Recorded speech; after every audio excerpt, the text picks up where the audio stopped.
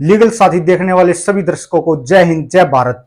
उत्तर प्रदेश में 69,000 शिक्षक भर्ती का विवाद अब सुप्रीम कोर्ट तक पहुंच चुका है। 4 सालों से कोर्ट कचहरी में अटकी इस भर्ती में सुप्रीम कोर्ट ने हाल ही में एक बड़ा कदम उठाया है। हजारों शिक्षक जिनकी नौकरी पर संकट के बादल मंडरा रहे थे, सुप्रीम कोर्ट से उन्हें राहत मिली है। क्या है ये पूरा मामला, क्यों इस केस में लगातार अदालती सुनवाइयां हो रही हैं और इस केस का क्या भविष्य है, चलिए इस वीडियो में जानते हैं। सबसे पहले बात करते हैं इस विवाद की शुरुआत कहां से हुई। 69,000 शिक्षक भर्ती का मामला तब हुआ जब सुप्रीम कोर्ट के आदेश पर योगी सरकार ने 69,000 सहायक शिक्षकों की भर्ती का ऐलान किया। यह भर्ती 6 जनवरी 2019 को आयोजित हुई थी, लेकिन जैसे ही कट ऑफ मार्क्स का ऐलान हुआ वैसे ही मामला विवादों से घिर गया। अनारक्षित वर्ग के लिए 67.11%, जबकि ओबीसी वर्ग के लिए 66.33% का जो है कट ऑफ तय किया गया था।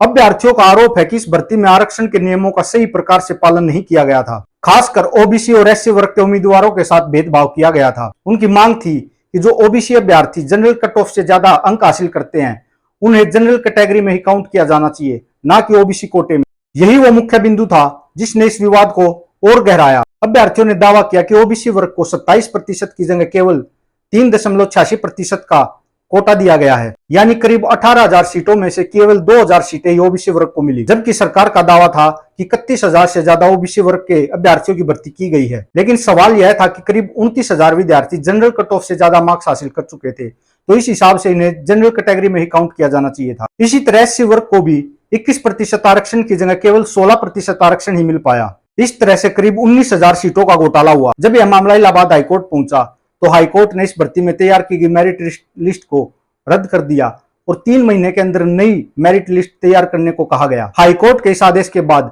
हजारों शिक्षकों की नौकरी पर खतरा मंडराने लगा, जो पहले से ही नियुक्त हो चुके थे।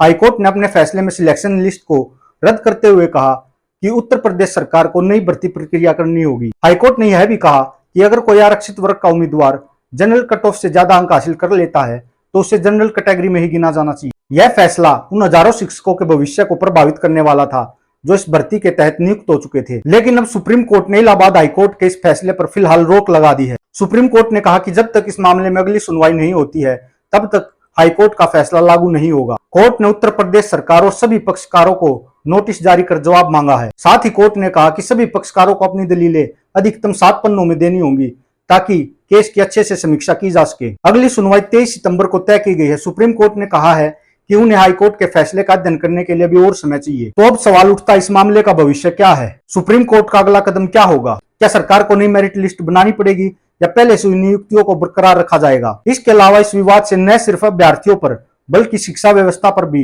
काफी गहरा असर पड़ा है। भर्ती प्रक्रिया की खामियों ने हजारों योग्य उम्मीदवारों को प्रभावित किया है। इस मामले में न्यायालय का अंतिम फैसला बेहद महत्वपूर्ण होगा, क्योंकि यह सिर्फ 69,000 शिक्षक भर्तियों का फैसला नहीं होगा बल्कि आगे होने वाली सभी सरकारी भर्तियों के लिए एक नजीर बनेगा।